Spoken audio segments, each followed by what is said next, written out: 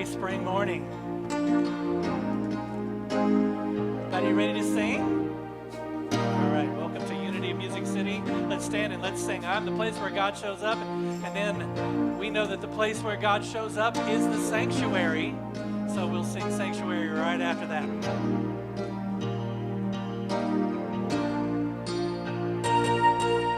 I am the place where God lives, moves and breathes and has its being. I am the place where God shows up. I am the place where God lives, moves and breathes and has its being. I am the place where God shows up. Am I strong enough to bear the burdens that sometimes come living this thing called life? Am I wise enough to make the right decisions when I'm standing at the fork in the road?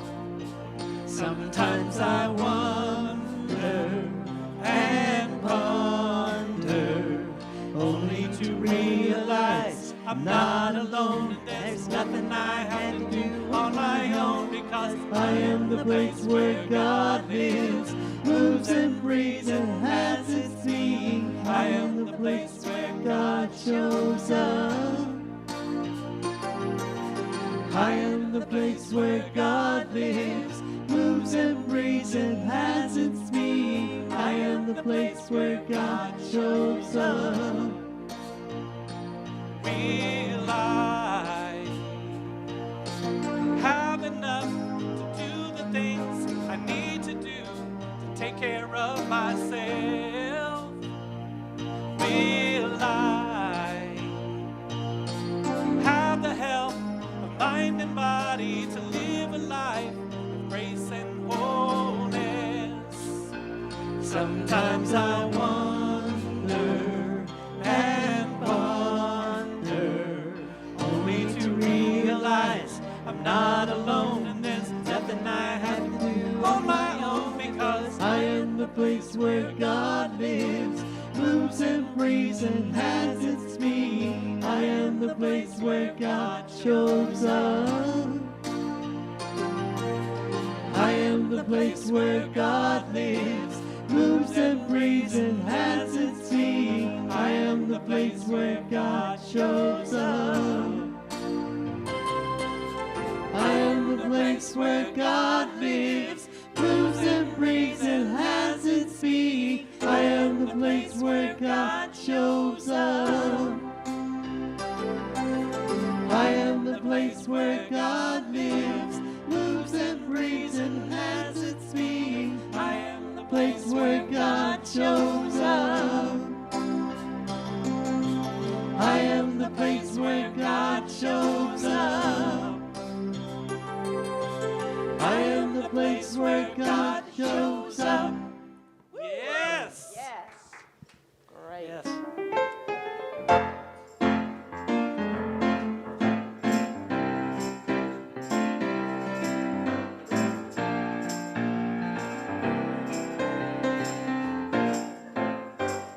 Oh Lord, prepare me to be a sanctuary, pure and holy, tried and true, and with thanksgiving I'll be a living sanctuary for you. Oh Lord, we come to this sanctuary, hearts wide open, seeking you, loving and forgiving. I'll be a living sanctuary for you. Lord, prepare me to be a sanctuary, pure and holy, tried and true, and with thanksgiving, I'll be a living sanctuary for you. Oh Lord, we plan to this sanctuary, hearts wide open, seeking you, loving and forgiving. I'll be a living sanctuary for you, loving and forgiving. I'll be a living sanctuary for you. Yes. Good job. You may be seated. Microphone.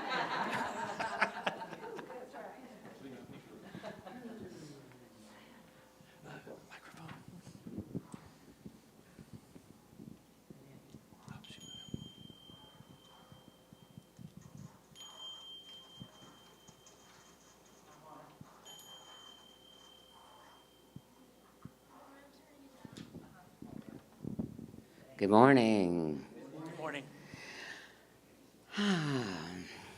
Well, good morning, Unity of Music City. Hello. Let's begin this portion of our service by taking a deep, centering breath.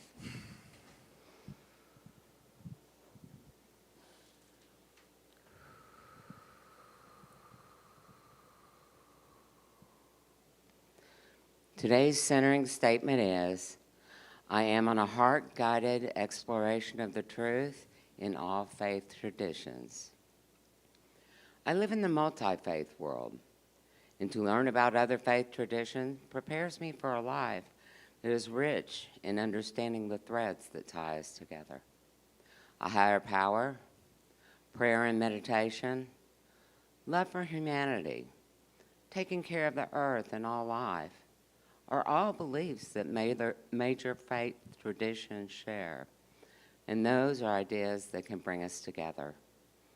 I find great joy in exploring other faith traditions because I find that they have so much in common, and knowing that these traditions have similar core values shows me that I have much more in common with their believers than differences.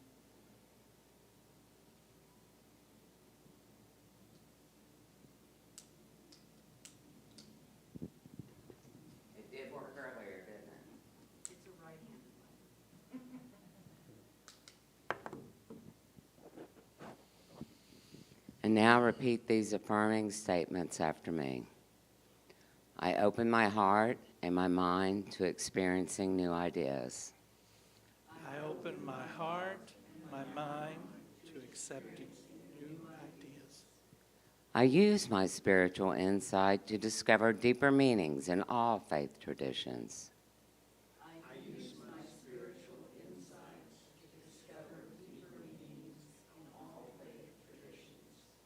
I am not afraid of what I do not know.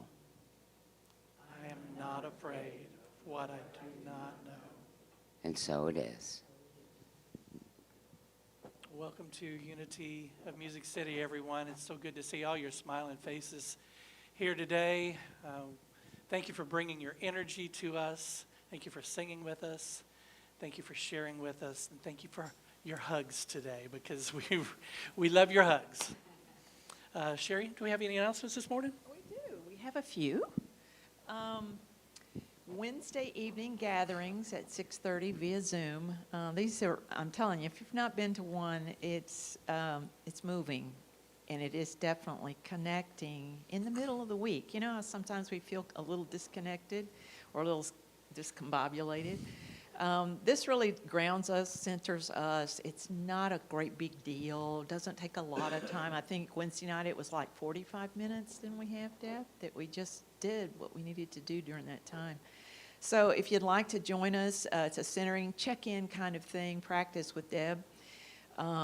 Join us for an intentional and heartfelt time of connecting as a spiritual community. The Zoom link can be found in the weekly happenings on our website. Coming up, Leadership Council meeting Tuesday, March the 29th at 6:30 p.m. via Zoom. Attending members, please have questions and topics of discussion sent to the church email, unityofmusiccity@gmail.com, in advance of the meeting. Zoom information can be found, again, on our happenings or on our website. Roundtable meeting for the Unity of Music City business model, Thursday, April 7th at 6 p.m. via Zoom. This meeting is our business model meeting where we'll discuss Zoom, that kind of stuff, business kind of model. We have some of our other models already in place, and we're beginning to utilize that in our talks on Sunday and our music on Sunday. But now we're talking about the business model, and some people say, oh, I don't want about business. And they'll forget the business. But that is really important for us as a spiritual community to talk about and to dialogue around it. So that's coming up Thursday, April the 7th at 6 p.m. via Zoom. You can also find that link on our website and our weekly Wednesday happenings. The prayer chaplains are available for your prayers, as always. If you have a prayer concern that you would like for the chaplains to be made aware of, feel free to contact them with your request at uofmcprayerrequests@gmail.com. There's also a prayer box in the back of the room. If you're here today and present and you have a prayer request that you would like for the prayer chaplains to be made aware of, just drop that in that box back there in the back of the room. All right, that's it. All right. Can you believe it's the end of the month already? So this will be the last time we do this monthly mantra.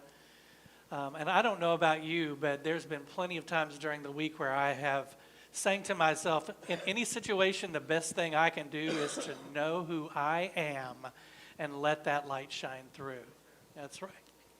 Offer us an opportunity to stand in our faith. So let's all stand and sing it.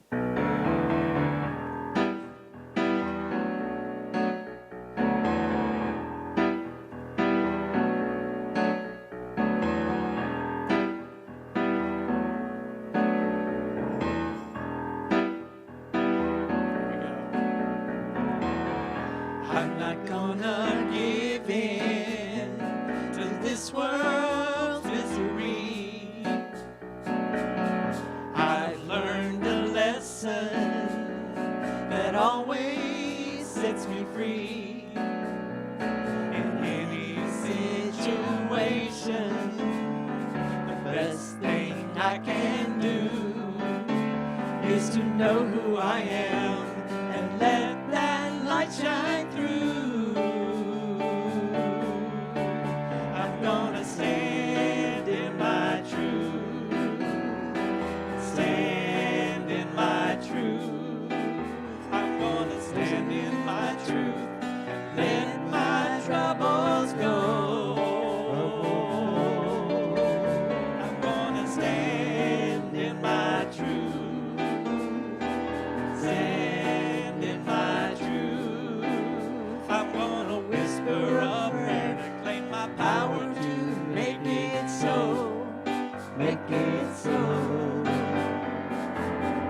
I will not get caught up in other people's stuff. Keeping my focus for me is quite enough. When I'm feeling cornered, I get still and breathe and remember who I am and all that I believe. I'm gonna stand in my truth, stand in my truth. I'm gonna stand in my truth and let my troubles go. I'm gonna stand in my truth, stand in my truth. I'm gonna whisper a prayer to claim my power to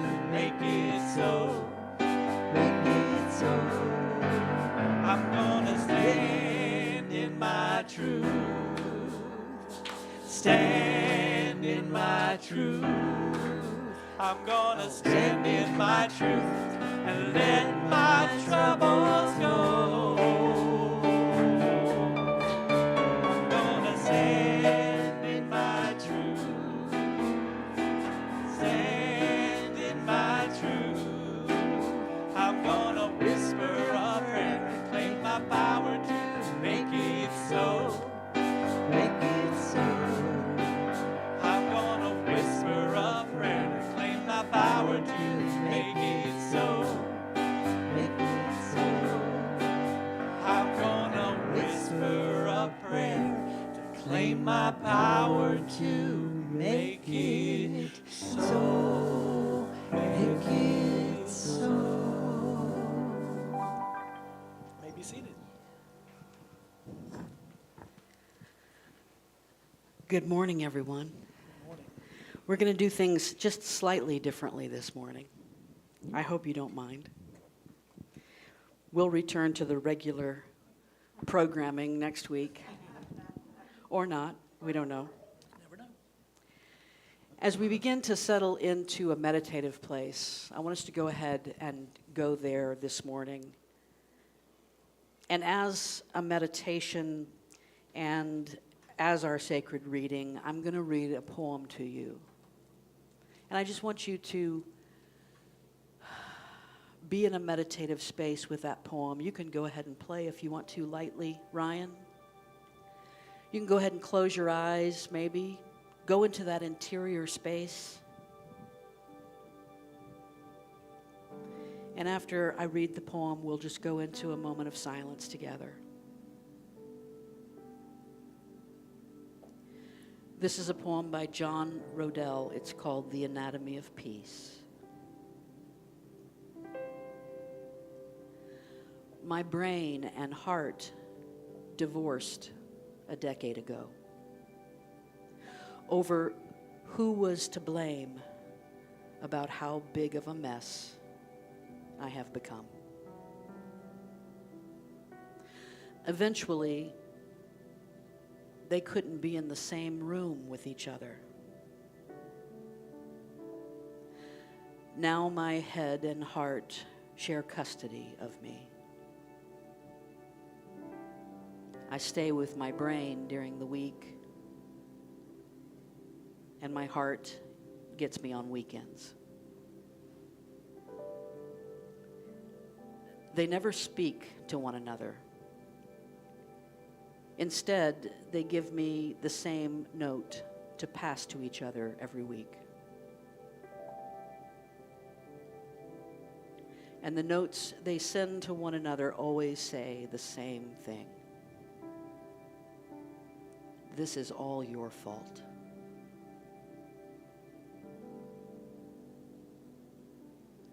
On Sundays, my heart complains about how my head has let me down in the past. And on Wednesdays, my head lists all the ways my heart will screw things up for me in the future. They blame each other for the state of my life. There's been a lot of yelling and crying. So lately, I've been spending a lot of time with my gut, who serves as my unofficial therapist. Most nights, I sneak out of the window in my rib cage and slide down my spine and collapse on my gut's plush leather chair that's always open for me.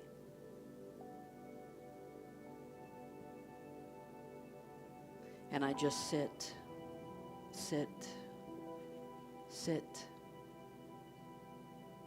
until the sun comes up.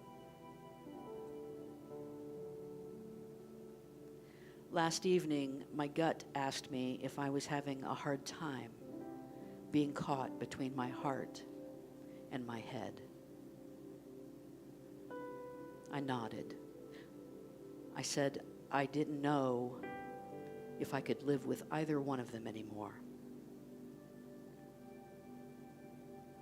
My heart is always sad about something that happened yesterday, while my head is always worried about something that may happen tomorrow, I lamented.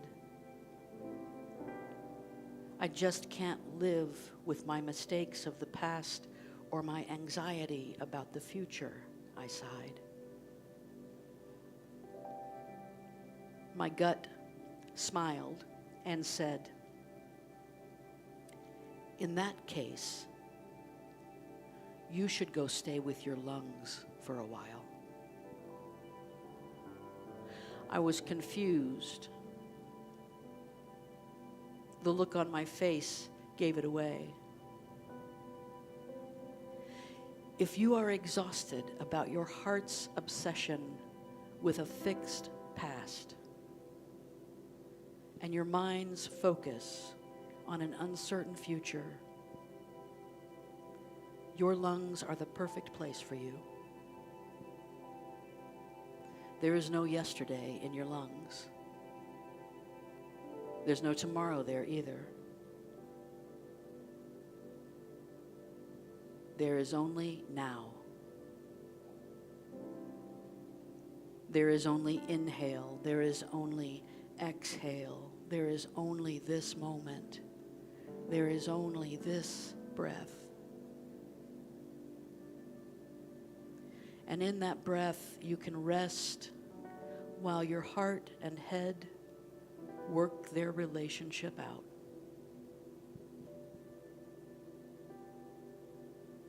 So this morning, while my brain is busy reading tea leaves, and while my heart is staring at old photographs,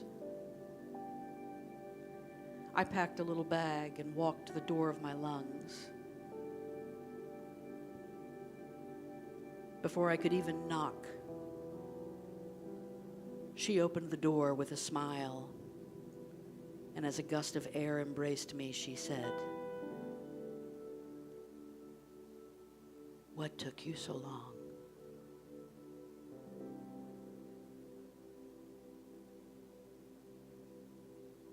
What took you so long?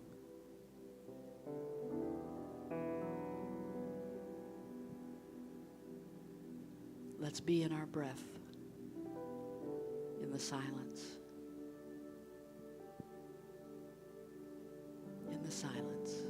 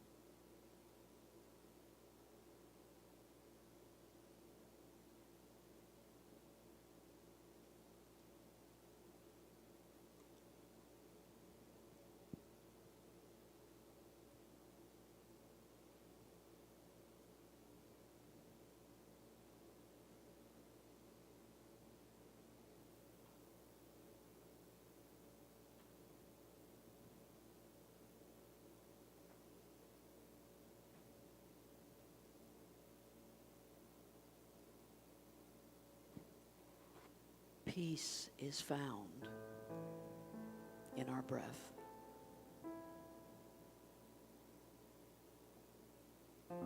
Peace lives in the focus on the inhale and the exhale.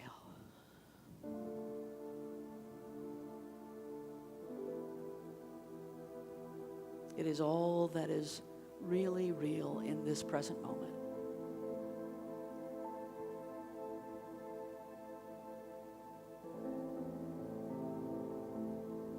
Our past is over. Our future is a mirage. Together they create a delusion that we think is our reality, but our reality is this breath, this moment. Our reality is peace.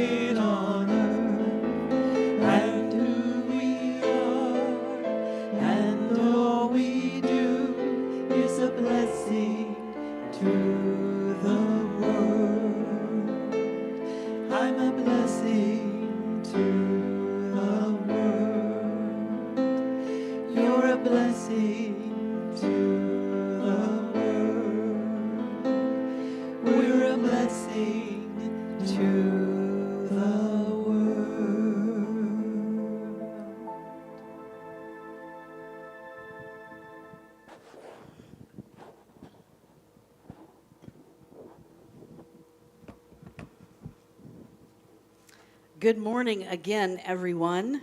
Morning. You might have thought from that poem that I shared with you that we would advocate and encourage a lung-guided exploration of the truth in all faith traditions. It just didn't sound very pretty. Heart sounds better, so we went with that. No, not really. So we're focusing today on the second of our declarative statements about who we are and what we do. Last week we talked about the fact that we honor the unique path of each person's spiritual journey. And this week we're talking about the second one, and that is we encourage a heart-guided exploration of the truth in all faith traditions. Now, we kind of know what all faith traditions means, right?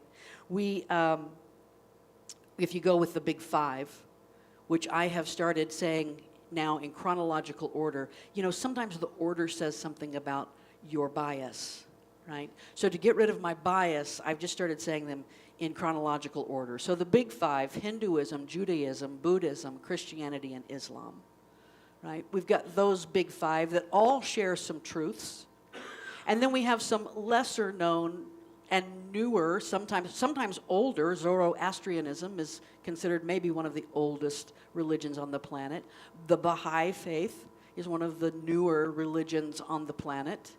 And then, of course, we have some new thought that's really old thought, and some new ideas that are really ancient ideas, like neo-paganism that has its roots in paganism, and Wicca that has its roots in earth-based religions from years gone by.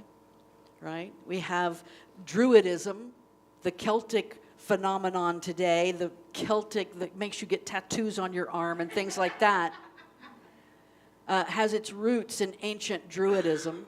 All of those we revere and honor. Native traditions, African tribal traditions, shamanism, all of it speaks to some truth. So we know what the ancient traditions are. We know what the faith traditions are. What I want to do today is spend a little bit of time focused on what it means to be engaged in a heart-guided exploration.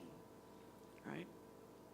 Now, this head versus heart thing, as we heard in that poem that I read, and as we've all experienced in our lives, is kind of an ancient. Do we have a problem? Yeah, who was the poem by? The poem was Four People Asked. John Rodell, Roedel. It's called The Anatomy of Peace. You can find it online. And as a matter of fact, maybe we'll post the link to it later on today. So this head versus heart tension, we all know about this, right?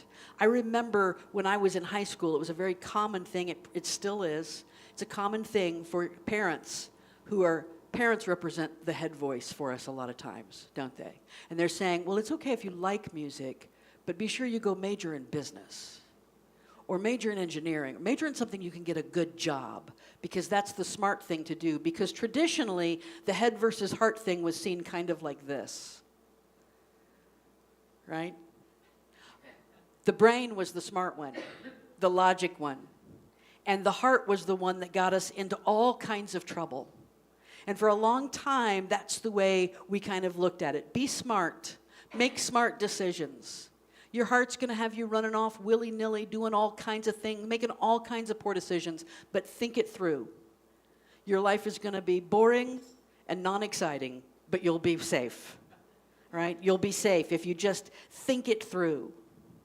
And then, of course, as we began to evolve as a species together, we began to shift. How many times, those of you who have been around Unity for 1,000,000 years or more, how many times did you hear Denise Jurgen say to move that 18 inches from the head to the heart, right? It was probably almost weekly. It was a mantra. You've got to make that journey. You've got to make the journey from the head to the heart. So then we started looking at the heart as being slightly better. We saw the head, the mind, as being that ego voice, and the heart as being that soul voice, that divine voice that's calling to you. Now, I found this online. I didn't actually create this. And the way that you know that I did not create this is because I have never in my entire life written the word orientated. And if I gave you a quiz right now about whether it was my head or my heart that insisted I tell you that, I bet you would get that quiz right. Because the head, that ego voice, is the one that's involved in anger and blame and meanness. It's all about me, and it's about pride and jealousy. This is where hostility lives. This is where self-importance and intolerance live, right? But that heart voice, that soul voice, is a we voice. It's a love voice and a compassion voice. It's a voice that talks about a spiritualism and focuses on simplicity and unity. We are grateful and happy and free in that heart voice. And so we made this shift where we started seeing the heart as maybe being its own kind of wisdom. And perhaps even we talked about heart wisdom. Some folks even read a book about heart math, right? Heart wisdom. You took classes in this, and we began to see that the heart might be able to guide us. And so we've had the head and the heart as symbols of various things in our lives. The head has been the symbol for logic, the symbol for wisdom. The heart has been the symbol for the heart of things, the center of things, the core of things, and our love and our emotion. There's a slight difference. The heart is using the word heart to say something is heart-guided can mean a couple of different things.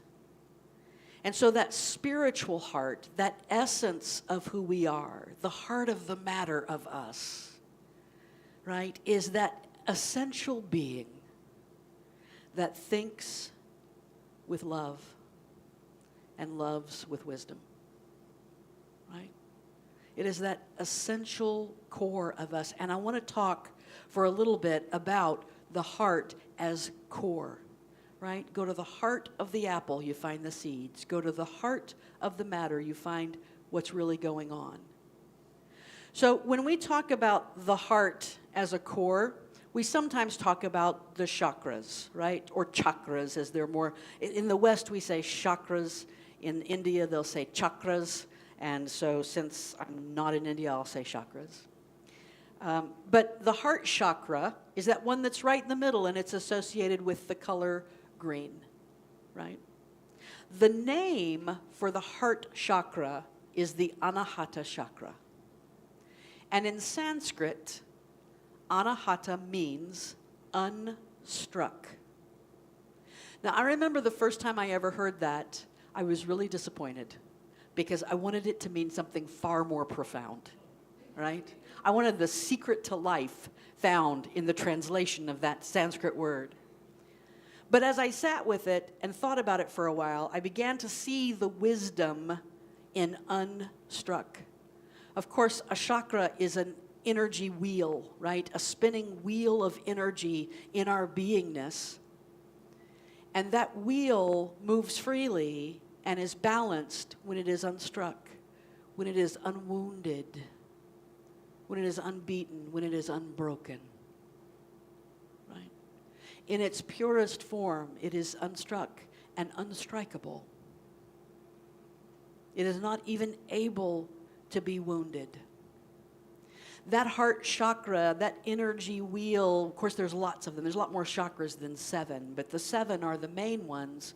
And it is the bridge between the lower 3 chakras, which are focused on our material existence, our earth-boundedness, right? Our rootedness, our security, our intuition, all of the things that deal with this. And then the upper chakras, which are more spiritually oriented. How I really see the world, how I speak my truth, how I'm connected to the divine. And so that heart is the very core of our energy system as a human being. And when it is in balance, it is expressing compassion and empathy. It's engaging in healthy relationships. It's unselfish. It's giving. Right? And when it is imbalanced, it is experiencing and it is expressing unforgiveness and isolation, distrust, anger, fear, narcissism, judgment. And so the whole goal there is to find that balance. And those expressions can be keys to whether or not we're in balance. Anybody ever had an aura photograph made of yourself?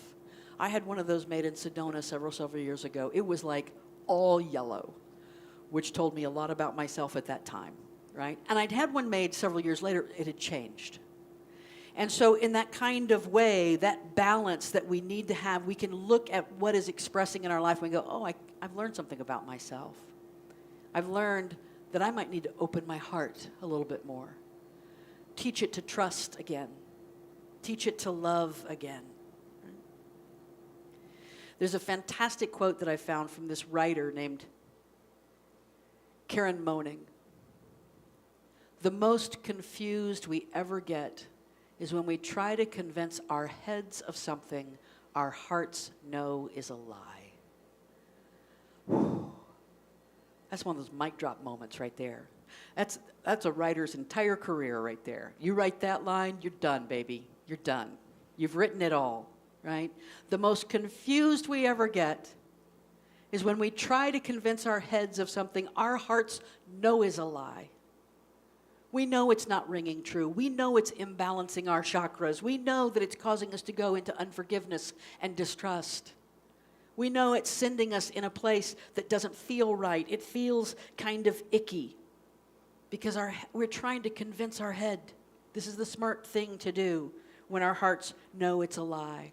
I found this beautiful affirmation, found it online. I didn't write it for myself, but I thought I would share it with you. For if your heart feels a little bit imbalanced, you might want to take a picture. It's a little bit small. I will maybe share it later on social media, but I'll read it to you. A Heart Chakra affirmation. As I strengthen my bond with God's divine energy, I feel compassion and empathy for the pain and struggle of others. I have the willingness and ability to forgive, let go of resentment, and to be able to heal emotionally. I rejoice in the joy, success, abundance, and good health of others. I courageously, effortlessly, and unconditionally give and receive love. I am eternally loved. I think if I said that in the mirror every morning, many of the problems that I am deluded into believing that I have would suddenly disappear. Just dissipate. Just go away, right? There's another Hindu concept about the spiritual heart that's slightly different from the chakras. And in fact, they will very clearly tell you this is not the same as the heart chakra. And it's something called hridaya. That's the way it's spelled, hridaya. And hridaya refers to the spiritual heart of you. It is the essence of, it's not just the energy center of the heart, it is the essence of who you are. Hridaya does not refer to a spark of God, it is the God within. That is your hridaya. And this is really interesting. When you break down the Sanskrit of this, here's what you get. Hri means to give.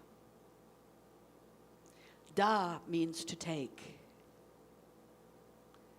And ya means balance. So the essence of who we are spiritually, our spiritual heart is a balance of give and take with the universe, with the divine, with others we are connected to. It's all about this balance that we're seeking to find. About 11 years ago, I was faced with a really tough decision. I was faced with a decision of trying to determine whether I would leave a long-term relationship. And that may be one of the toughest decisions we ever face. Right? Do I rock this boat? Do I step out of this? I've put up with it this long. I must be okay with it. It's been going on for 10 years. Even though I've had to convince myself every day for the last 5 to stay. I've got a lot invested. There's a lot going on here, but I'm getting increasingly more miserable, increasingly uncertain. And so, right at the height of all this conundrum, I called my sister. It was a Tuesday, and in a moment you'll know why I remember that. It was a Tuesday, and I was teaching at TSU. That's when I taught there full-time in the day, and I taught an evening class for Vol State at McGavick at night. And I was between classes, and I was so, you know how when you're dealing with this, when it's reaching its high-speed wobble, and you can barely function. It's all you can do is think about this thing. It's consuming you. And I walked out between classes. I walked outside. It was a beautiful April day, and I called my sister, called my little sister, and I just blurted it all out. It was overflowing, and all of it just came out. And my little sister listened to me, and then she said, I'm going to tell you what you need to do. Now, this is the difference between a therapist and a sister, right? A therapist will not tell you what you need to do. They'll gently guide you to discover your own answer in your own way, which is a beautiful and ethical and morally responsible thing to do. But every now and then, we need a sister. Every now and then, we need someone to say, I'm going to tell you what you need to do. Because I was paralyzed. I had been in the not doing for so long that I didn't know what to do anymore. And she said, here's what you need to do. You need to grab the very next opportunity you have to carve out an hour or two that is just yours. Now, that alone was something I hadn't had in several years, which should have told me everything I needed to know right there. Carve out an hour or two, and I want you to go to a park and sit under a tree and do whatever you have to do to completely clear yourself out. Meditate, hum, sing, stare at a blade of grass, whatever you have to do, just completely clear yourself out. And then, when you feel completely clean and open and empty, wrap your brain around the idea that you have decided to stay and see how that makes you feel. And after you sit in that feeling for a moment, go back to spiritual neutral, clear yourself out again, meditate, and then wrap your brain around the idea that you have decided to leave and see how you feel. Well, as it happened, it was a Tuesday, and I had my night class at McGavick for Vol State. So I left TSU a little bit early that day. This was a day where I'd be gone all day long, so I had the ability to carve out some time for myself. And I left a little bit early, and I went to Two Rivers Park, and I found a tree, and I sat under that tree, and I started to meditate. And I'd already made the decision that I'd already wrapped my brain around the idea of staying. I'd been doing that for 5 years. So as soon as I got clean and clear and open, I wrapped my brain around the idea that I had already decided to leave, and I felt peace. For the first time in so long, I was ashamed to admit it to myself. I felt peace. In that moment, there were two things I knew. One, I knew that it was already done. I knew that the decision was already made. And two, I knew that the upcoming hours and days and weeks and months were not going to be easy. They were not going to be fun. But I was going to face all of that with this new freedom that I felt. I was going into all of that with this peace that I now had. What I had done, what my sister had walked me through, was the idea of inviting something into the core of my being and see how it vibrated in there. How does it feel in there? Does it vibrate in sync with the essence of who you are? And if it doesn't, it's going to put you into a high-speed wobble, right? You're going to be doing a wah, wah, wah, wah, wah, wah kind of thing where you're trying to line up the vibrations with each other, where you're trying to convince your head of something that your heart knows is a lie, because your heart knows what the truth is. That's the heart as the core of being, but the heart also symbolizes for us love. The heart symbolizes love, and because of this, it also symbolizes romantic love. On Valentine's Day, you'll see lots of little hearts around, right? You'll give heart-shaped candies, and you'll have heart-shaped boxes of chocolates and all those kinds of things, because the heart is love, and it is this romantic love that probably does more to give heart-guided living a bad name than anything else. Because who among us has not let our heart make a really bad romantic decision? Right? And that's how we know the heart is not to be trusted, because we wrap it up in romantic love. But the love that the heart deals with is a much bigger love than that. Right? It's spiritual love. Christianity will talk about different types of love. It talks about agape and philos and all these different kinds of love. I think in the Eskimo or the Inuit language, there's something like 100 different words for snow or something like that. You can go to other languages that have lots of different words for love. English, we're just like love. Well, let's let it apply to everything, which is both kind of good and both kind of not good at the same time. But nonetheless, when we talk about spiritual love, we talk about something much deeper, something that inherently does not misguide us. It is inherently leading us in the direction we should go, even if the brain doesn't understand it. I found a good definition for spiritual love from a spiritual teacher and writer, Christina Baldwin. She said, spiritual love is a position of standing with one hand extended into the universe and one hand extended into the world, letting ourselves be a conduit for passing energy. Sounds a whole lot like Hridaya, doesn't it? To give and to take, and to be the balance of that in between. That's the kind of love that we're talking about. That's the kind of love that lives in the core of us, that is the heart of us. And that love is a form of power. It is a personal power plant. The Dalai Lama said that a heart full of love and compassion is the main source of inner strength, willpower, happiness, and head, look at that last one, mental tranquility. You want to shut down the monkey mind? Put love in the heart. Right? That's how we shut down that Buddhist monkey mind that wants to take over. This past week, I was having the conversation that I have every 2 weeks with my mentor in grad school, Nancy. She's become a dear friend of mine. I've only known her over the phone. I don't even know what she looks like. And we love each other dearly. We talked every 2 weeks.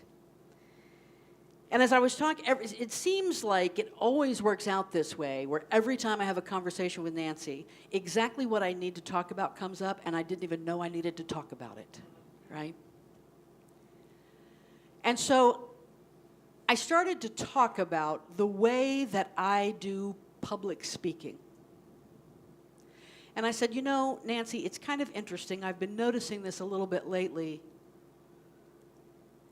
But when I was in college, I was on the forensics team, and I won first place in the state of Tennessee for impromptu speaking. I may have mentioned that before. It's not a brag. It's just a fact from 100 years ago. And impromptu speaking is a situation, competitive impromptu speaking, is a situation where you have a total of 10 minutes, you must speak for 6, and the clock starts when they hand you the topic. So at the very most, you have 4 minutes to prepare a 6-minute speech. Now, there are 2 things a good impromptu speaker must have. First, they're prepared with some frameworks, right? So a good impromptu speaker will figure out all the different ways you can make groups of 3, right? Father, mother, child. Body, mind, spirit. Father, Son, Holy Ghost. Young, middle-aged, old. Right? Any number of 3s that you can, past, present, future. How many 3s can I have in my head? And when I see that topic, which one of those frameworks can I immediately slap on there to provide an internal outline for this? The second thing that you must have to be a good impromptu speaker is trust. You have to have a deep sense of trust in yourself. Now, on the college forensics team, we didn't talk about trusting the divine all that much, although we should have because we were at Trevecca. But you'd be amazed how few conversations had anything to do with God when I was at Trevecca. So it's not about trusting the divine so much, but trusting yourself is trusting the divine. Trusting your inner spark, your intuition, trusting that you will be able to do this, that is what is important. And so I told Nancy, I said, I had this experience in college, and then I have 24 years of going into a classroom with nothing but a textbook and walking in going, I have no idea what I'm going to say today, but we're going to talk about Benjamin Franklin. Here we go, right? And we're going all out, and everyone, it works out just fine. It works out just great. And then, Nancy, when I'm preparing a talk for Unity of Music City, I end up with 6 or 7 pages of notes. And John Mundy told us once in class that when you get ready to do a talk, a sermon, he called it, when you get ready to do a sermon, write the whole thing out word for word. And so even though I had never spoken that way, I decided that I would play with that a little bit. I'm going to start writing it out word for word. I'm going to come up with, in the course of a week, a turn of a phrase that I'm going to want to hold on to. I'm going to want to sneak it in there, so let me write that down. And before I knew it, I would end up with 6 or 7 pages of notes. And I said, you know, Nancy, what's really interesting is the magic happens when I go off script. Every time the magic happens when I go off script. And Nancy said, what are you afraid of? And I said, well, I'm not afraid of anything. It's just that, and I could hear her smile on the other end of the line right then. I'm not afraid of anything. It's just that I want to make sure that people get something of value and that they have something that they can take with them through the week, and it can encourage them and it can uplift them. And I want to. And she said, are you afraid they're not going to get that? I said, well, no, I'm not really afraid that they're not going to get that.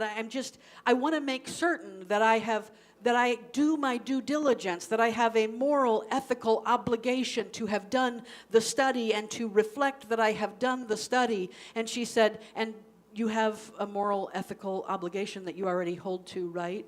Yes. Are you afraid they're not going to see that? And then I said, well, you know, Nancy, I mean, come on. I don't want to look stupid. She said, so you're afraid you're going to look stupid? I said, no. I have never been afraid I'm going to look stupid, ever. Since yesterday, I have never, ever once been afraid that I'm going to look stupid. And then she said to me, Deb, honey, what is not love is fear. What is not love is fear. And if fear has stepped into any part of that, then love gets edged out. And fear is that ego mind that is constantly looking for a toehold. It never stops looking for a toehold. The choice of love is a choice we have to get up and make every single day, every single moment, because fear is waiting. It's waiting to take over. And then, let me go ahead because I'm completely losing my, there we go. What is not love is fear. What is not love is fear. She led me to a prayer that's contained in A Course in Miracles. Nancy, my mentor, is a student with a capital S of A Course in Miracles. I am a student with a lowercase s of A Course in Miracles. And if you know anything about A Course in Miracles, then you know the difference between those two. She led me to this prayer that it's in chapter 2 at the end of section 5. And she had me read it to her. And so I'm going to read it to you, if I can. I've changed a little bit of the gender-specific language. I am only here to be truly helpful.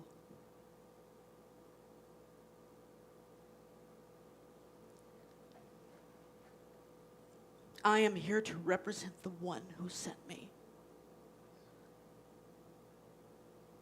I do not have to worry about what to say or what to do, because the one who sent me will direct me. I am content to go wherever the one who sent me wishes for me to go, knowing that the one who sent me goes there with me. And I will be healed as I let the one who sent me teach me to heal. And as I read that to Nancy, I did exactly what I'm doing right now. And let me tell you what that means. That means love came in. Love came in, and it's vibrating at the essence of who I am. And fear knows that it has no role here now. It has no place. It has to go. And when that kind of pure love comes in, you cry. It comes out in all kinds of ways when that kind of pure love comes in. So I made a decision after I spoke with Nancy. After I spoke with Nancy, I made a decision. And over the course of the last 72 hours, I have changed that. I have thought about that decision a million times, but I've never changed it. And I decided that I was going to show up this morning with one note card and my heart. Not 6 or 7 pages, but one note card and my heart. And a whole lot of trust. A whole lot of trust in the divine. Why do we encourage a heart-guided exploration of the truth? Because anything else is a fear-guided exploration of the truth. And we've all been there. We all know what that feels like. It's got a whole lot of hell, and it's got a whole lot of judgment, and it's got a whole lot of rejection, and it's got a whole lot of not good enough. So we're getting rid of all of that. We're going into the purest place, the core of who we are, because the core of who we are is love. We can try to convince our minds of something that the heart knows is a lie. And the mind is an organic computer that will spit out what it's been given. That's why a child raised in a racist home can grow up to be a racist. That's why a child raised in an abusive home can grow up to be an abuser. Because that's what their brain has been convinced of something. But the heart of that child is love, just like it is of you and I. And because their heart knows it's a lie, that's why that kind of person is so angry out in the world. Because they're living a vibration that is not true to the heart of who we are. So I made a decision, since I'm advocating for a heart-guided exploration of the truth. And I just kind of decided, I think Spirit told me to do this. I'm going to go with that. Spirit told me to do this. I decided that what I was going to do for each of you today, I was going to give you a little gift. It's the least expensive gift on the planet, but it's the most meaningful gift that I can give you. And so what I've made for each of you today, those of you who are watching online, if you want one, you can email the church office, unityofmusiccity@gmail.com. I'm happy to mail one to you. But what I decided I wanted to do was, in my own hand, not in yours, in my own hand, I wanted to give you a card today that says, "What is not love is fear." Now, I've got blank cards, so if you really, really hate my handwriting, you can create one of your own. But I wanted to give this to you in my own hand because this is from my heart. And you can color it or put stickers on it or whatever you want. You can put it up on your mirror. You can throw it in the trash can. It's yours. You can do whatever you want to with it. But what I'm recommending is that you go through this week with one note card and your heart and see what you get. Namaste. Ryan, you're on, my good man. Okay. You're welcome. Handwriting, I could probably read that. Can't read. You're welcome. I also want to say that There you are. the heart-guided exploration of all welcome. faith traditions is our mode of spiritual study for our service and classes. But we encourage this heart-guided exploration for everything in our lives. A heart-guided exploration of our relationships, our heart-guided exploration of our relationship to money, our heart-guided exploration of how we feel when we write out our bills every month. I mean, you can take this to every level, and that's how we want to explore things. And if you want to see this in practice, I would encourage you to log on to our leadership meeting next week, because we really go out of our way to have a heart-guided exploration of the business of the church too. That's what we're here for. That's what we're here to promote. So, and in that aspect of love, we'll talk about tithing. No, we won't. I'm not going to talk about tithing. I'm just going to let you know the different ways to give. You can give through this QR code, which takes you directly to PayPal. The red bucket is for your paper contributions, and we can do automatic bank draft if you so choose. You can also contribute by buying lots of stuff on Amazon and signing up for Amazon Smile, and through your Kroger Rewards card. So let's say our abundance blessing together. Here we go. Divine love flowing through me blesses and multiplies all that I choose to give and all that I am open to receive. And we're grateful for that.